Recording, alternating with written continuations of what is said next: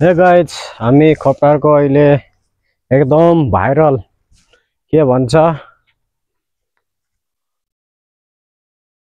लखन थापाको मूर्ति हेर्न आएको छौँ म र भाइ। म हजुरलाई देखाउँदैछु। यो खप्टारमा पर्छ पाल्पारामपुर 4 वातावरण यस्तो छ गाइजहरू। यता पछाडि देख्न सक्नुहुन्छ लखन थापाको मूर्ति गाइज।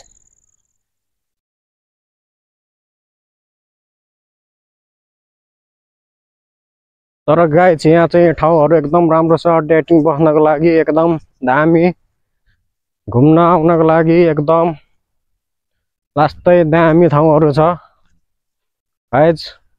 मन पऱ्यो भए यसो घुम्न आउनु सक्नुहुन्छ। फ्री हो, टिकट लाग्दैन गाइज। हाम्रो लखन थापा ज्यू दह्रो घाम लागिरहेको छ गाइज। यता हाम्रो लखन थापा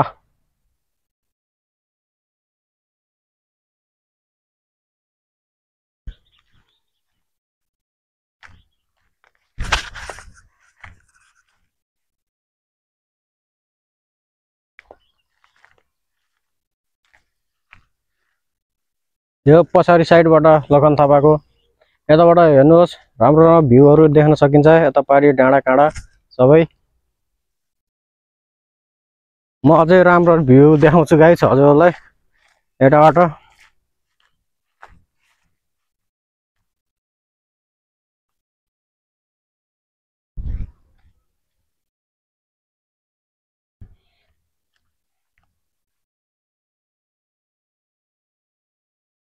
हेर्नु गाइस,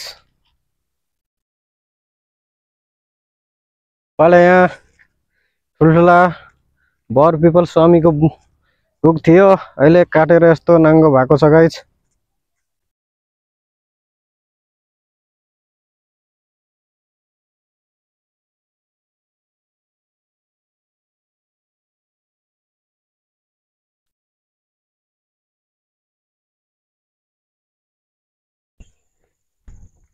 ल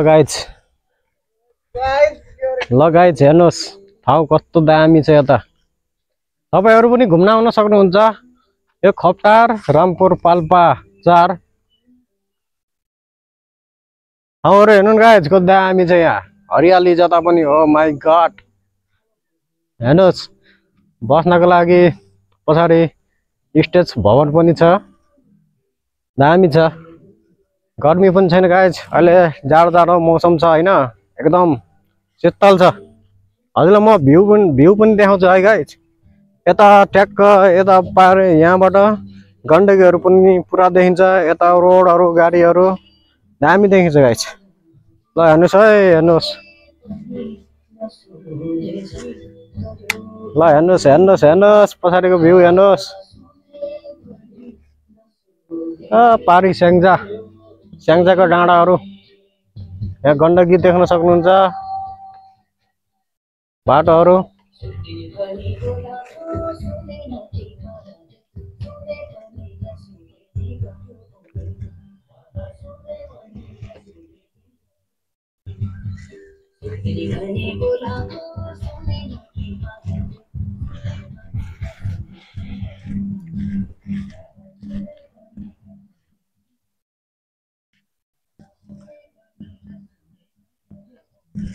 गाइज। म एकचोटि हजुरलाई पछाडि ब्याक क्यामेराबाट देखाउँछु है, कस्तो लागेमा लाइक कमेन्ट सेयर गरिदिनु होला। ल गाइज हेर्नुहोस् पछाडि क्यामेराबाट, ल हेर्नुहोस् कति दामी दृश्य देखिएको छ। यो पारिपट्टि देखिएको डाँडाहरू सब स्याङ्जा पर्छ, पाल्पा पर्दैन। यहाँ हेर्नु गण्डकी पुलहरू देखिएको छ। अहिले त्यो पुलमा मान्छेहरू हिँड्दैन। यहाँ हेर्नु बाटो, अहिले त्यहाँ गाडी हिँडिरहेको छ।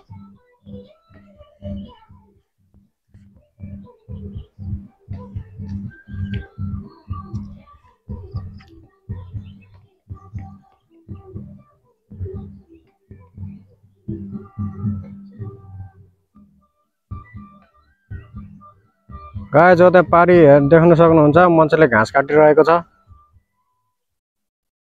यता पारी पनि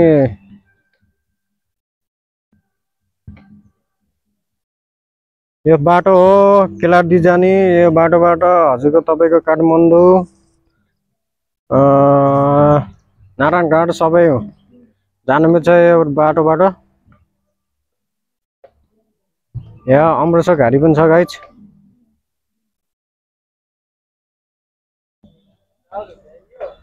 हामी आएको बाटो यो गाइज।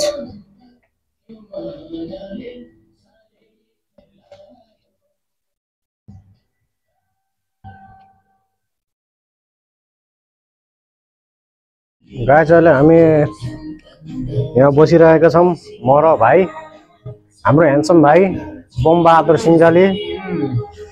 भाइ तपाईँ के भन्न चाहनुहुन्छ यस बारेमा? भन्न चाहनुहुन्छ भने भन्नुहोस् के। गाइस तपाईँहरू घुम्न आउन सक्नुहुन्छ। हाम्रो यो रमाइलो ठाउँ एकदम राम्रो छ। यहाँबाट स्याङ्जा पारी सब देखिन्छ। गण्डकीहरू बाटोहरू दामी छ यो ठाउँ घुम्न आउनको लागि। यस्तो छ गाइस।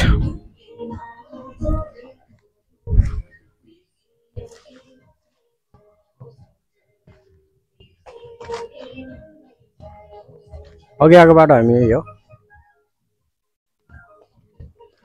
म उता गएर पनि देखाउँछु गाइस।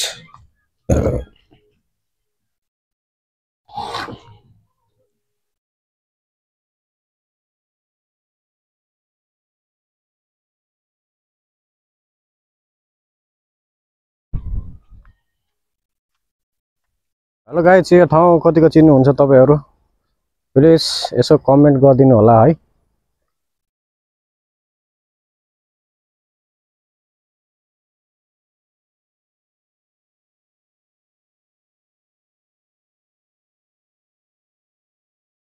यहाँ टोयलेटको पनि व्यवस्था छ गाइस। दिसा पिसाबको लागि सब बाथरुमहरू यता पछाडि देख्न सक्नुहुन्छ।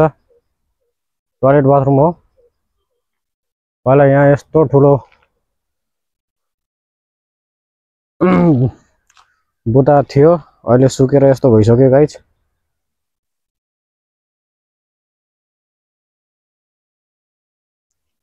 ल हेर्नुहोस् गाइस पछाडिको ठाउँ भ्यूहरू कस्तो दामी छ है। साँझ पख घुम्न आउनुहोस्।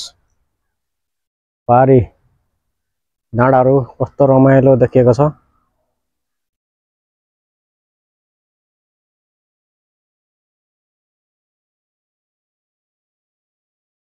यता पारी देख्नुहुन्छ घरहरू।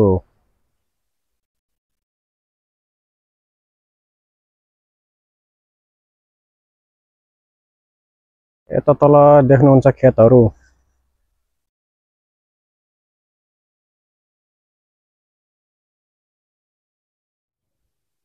गाइस हामी दुईजना दाजुभाइ मात्रै आएको, अरू साथीहरू छैन।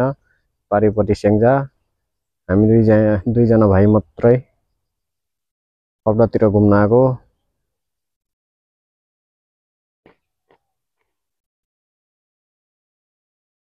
पछाडि यस्तो छ, अगाडि यस्तो छ गाइस। भाइ दोहोरो हाँसिरहेको छ गाइस, किन हो।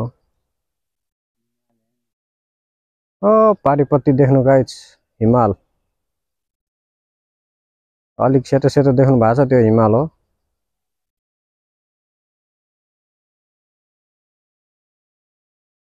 ल गाइस हामी अब घरतिर फर्केको। भाइ अगाडि हिँडिसक्यो, अब हामी घरतिर हिँड्दै गरेको। भाइ फर्किसक्यो, भाइ अगाडि म पछाडि। ल हेर्नुहोस् हामी बसेको ठाउँ अघि, यता पछाडिको दृश्यहरू हेर्नुहोस्। भाइ अगाडि म पछाडि। ल गाइस हामी फर्केको है। अब यहाँ हेर्न सक्नुहुन्छ लखन थापा मूर्ति। अब यहाँ एक दुईवटा सेल्फी लिन्छ भाइ र म होइन। यता यस्तो पछाडि यस्तो है गाइस। नझुक्किनु होला, एउटै ठाउँ हो गाइस। त्यो अघिको पुरानो चौपरी यता यता पारी जङ्गल रजगरा उता बडाँडा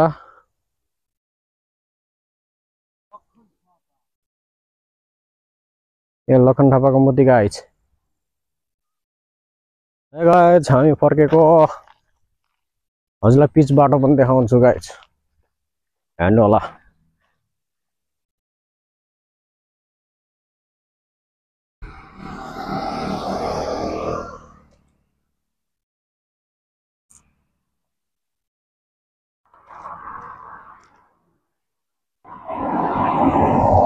गाइज पिच बाटो हामी फर्किने यो बाटो आउँदा पनि यही बाटो आएको